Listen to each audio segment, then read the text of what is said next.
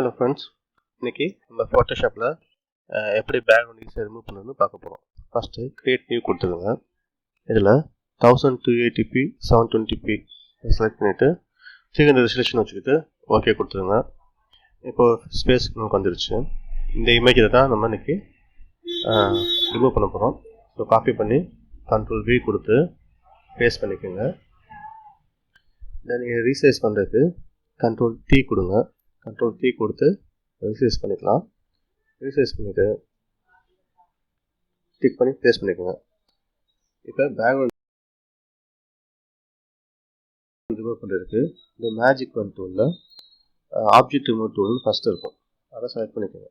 Select பண்ணிவிட்டு ஒரு ஆப்ஜெக்டை சுற்றி ரஃபாக ஒரு செலெக்ஷன் பண்ணிக்கோங்க. இதை அக்யூரேட்டாகனு அவசியம் கிடையாது, அதுவே ஆட்டோமேட்டிக்காக செலக்ட் பண்ணிக்கிறோம். இப்போ செலக்ட் பண்ணதுக்கப்புறம் ரைட் கிளிக் பண்ணி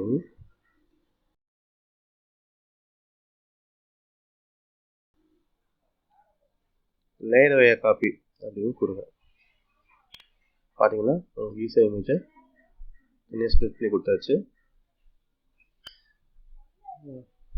இப்போ இன்னொரு இமேஜ் வேணாலும் நம்ம திருப்பி பேக்ரவுண்ட் ரிமூவ் பண்ணி பார்ப்போம். கொஞ்சம் பேக்ரவுண்ட் வந்து காம்ப்ளிகேட்டடாக நம்ம எடுத்துகிட்டு இந்த ஃபுல் இமேஜ் எடுத்துப்போம்.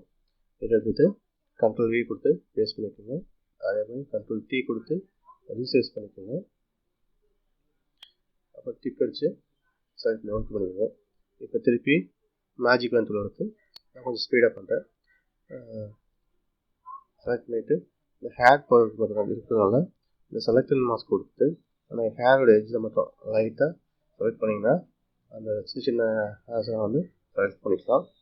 செலக்ட் பண்ணி முடிச்சுட்டு இந்த நியூ லேயரில் போய்ட்டு கொடுத்து ஓகே கொடுத்தீங்கன்னா இது அப்படியே ஒரு நியூ லேயரில் நமக்கு சேவ் ஆகிடும்.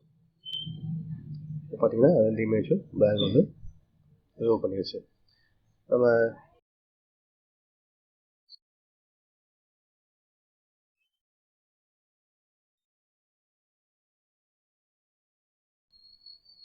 இதெல்லாம் செலக்ட் பண்ணும்போது அதை அட்ஜஸ்ட் பண்ணி பண்ணிக்கலாம்.